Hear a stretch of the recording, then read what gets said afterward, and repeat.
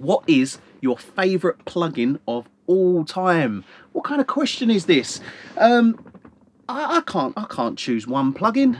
I've got, there's some exceptional plugins out there that are brilliant. Like my favourite plugin EQ is the SPL PQ plugin, because it's a brilliant emulation of this EQ.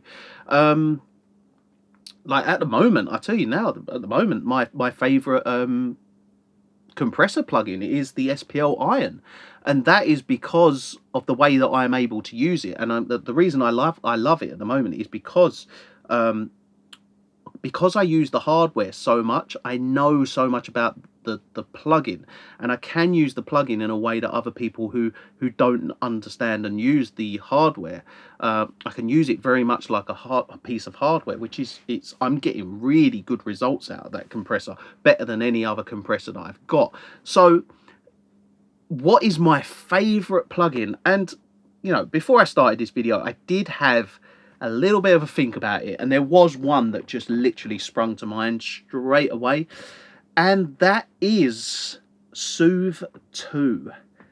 And the reason I say that is because it's very rare that a plugin comes out and it's like, whoa, this is something different, this is something really good. And when Soothe came out, it was a plugin that you literally just was like, yeah, this really does kind of fit an area that wasn't already filled. There wasn't plugins like this.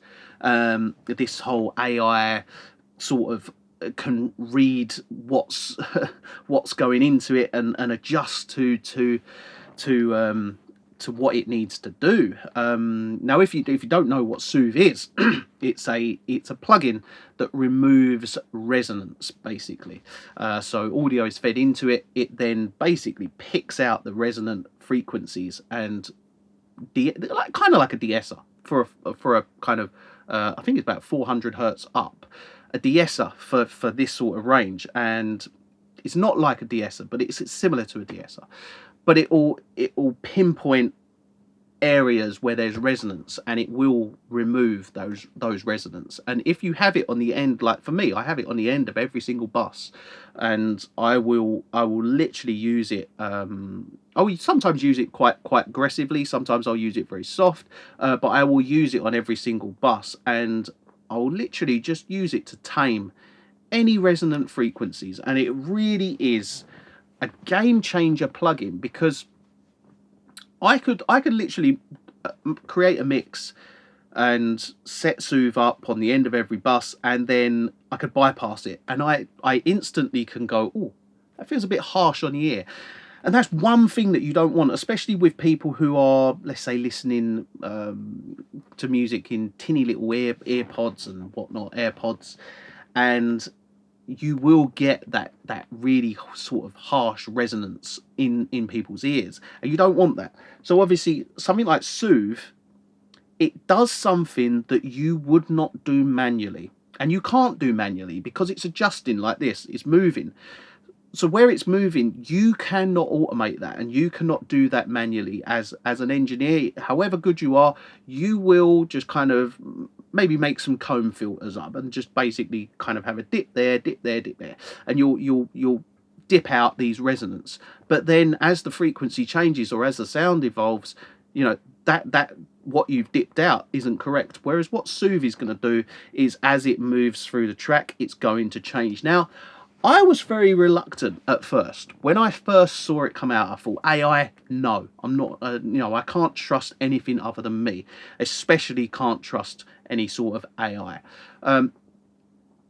Then I demoed it, and I was like, wow, this is something else. And yeah, that's, that is why Soothe is my plugin, my favorite plugin. And it is because it does so much. And I'm going to throw another plugin into the mix here, because this is also my favorite plugin, and that is the Ampex ATR 102. Now, that's a plugin that I've used for 12-13 years now. Since it first came out. I remember when it first came out, I think I paid something like £329 for it. It was something like that for a plugin, which now seems quite ridiculous to spend that sort of money on a plugin. And it was an expensive plugin at the time, and it was very much revolutionary. It was very much one of these plugins that was like, wow, we can now get this sort of tape sound, but we're in the box and we're running it off of DSP chips, and it sounds incredible. And I'll be honest with you, right? You can literally put it on. I put it on the beginning of every bus, and you can create a mix running into it. Not really do too much to it. But once you finish the mix, select all those channels, bypass them, and your mix just goes, and it deflates and it flattens.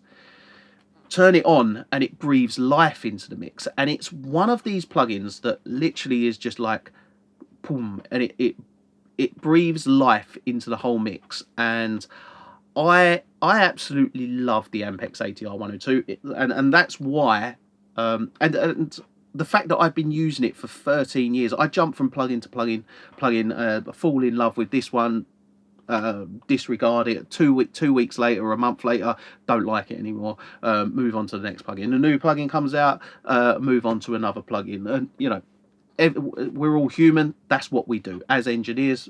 We chop and change plugins like they're going out of fashion. The Ampex ATR 102, 13 years, has always been in my sessions, without a shadow of a doubt. Has always been in there.